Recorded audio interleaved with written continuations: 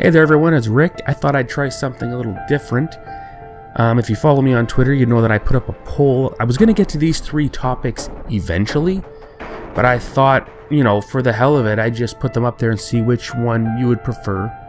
And I'm surprised. I actually thought the Bermuda Triangle was going to win, but here we are covering zombies. I honestly thought the whole zombie craze was winding down. Apparently not. Now, according to the Oxford Dictionary, the word zombie originated from West Africa. It was used to describe a reanimated dead body using various methods, usually magic or voodoo. It could also be a tall mixed drink consisting of several kinds of rum, but we're not going to be discussing that one. I may look into it later on though, for research purposes. The first time the word was recorded in the English language was in a book called History of Brazil by Robert Southey in 1819.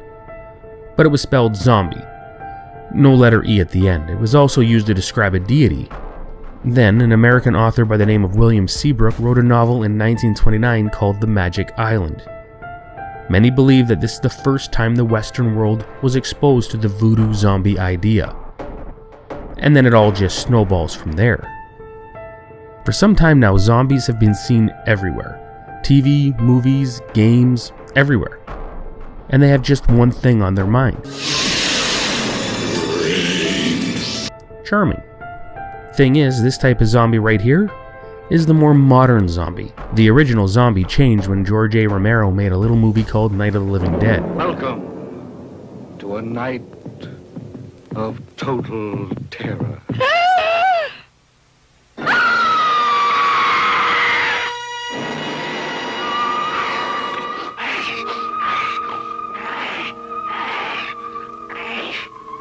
Night of the Living Dead. Even though the word zombie was never used in the film, the fans called them that. And now you have the modern zombie.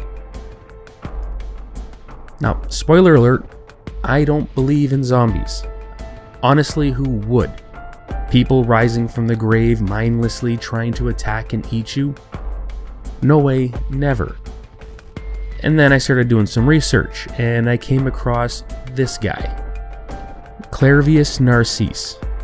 He was born January 2nd, 1922. Then on April 30th, 1962, he went to the Albert Schweitzer Hospital in Haiti, complaining of a really bad fever. Sadly, 2 days later, he was dead. The doctors, one of them was an American and another was trained in America, declared him dead. For anyone else, that would be the end of the story. But not for him. How Clairvius tells it, he remembers being buried alive. He remembers hearing the hammers smash down as they drove the nails to seal the coffin. He even remembers the sound of the dirt being thrown down on him. Clairvius states that a boker, or voodoo sorcerer, dug him up and then beat him, tied him up, and forced him to drink some kind of potion. Then he was forced to work on a plantation. For 2 years he was forced to work there until the owner died. It seems that one of the other zombies that were forced to work with the sadist had enough and killed him. Clairvius suspected his brother was behind what happened to him, so he waited until he heard news 16 years later that his brother was dead. He found his sister and was able to prove he was who he said he was. Now that's pretty wild, but that wasn't the only case. On October 24th, 1936, the people in the village of Ennery in Haiti got quite the surprise when Felicia Felix Mentor showed up. It was a surprise because Felicia had been dead for 29 years, or so they thought. Her story was even shared in the December 13, 1937 issue of Life magazine.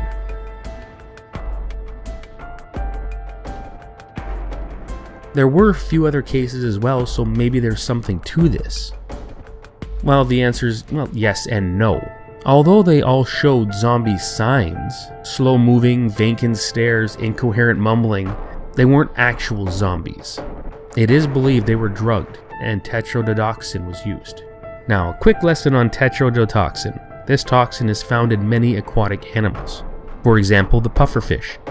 How bad is this stuff? It's more poisonous than cyanide. What happens is the toxin blocks the signals from your nerves to your muscles, which means your muscles stop working, as in the muscles that help you expand and contract your chest to breathe. And we all know what happens if you stop breathing. Now that the science lesson is over, let's continue. The suspected victim would be drugged and would seem like they were dead. After they would be buried, someone would dig them up and make them drink something to counter whatever poison they drank before. They would be then given a paste made from datura, a plant that can cause a hallucinogenic effect and may also cause memory loss.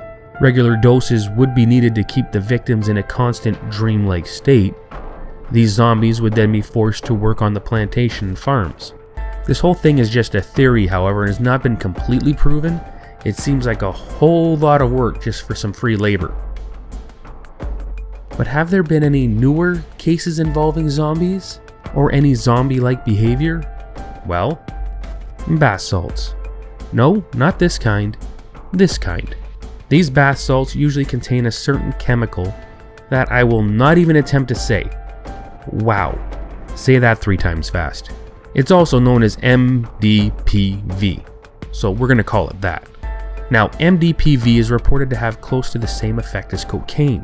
However, some people have had some negative reactions. I mean, as negative a negative reaction could get, kind of negative reaction. That's 3 times the negative.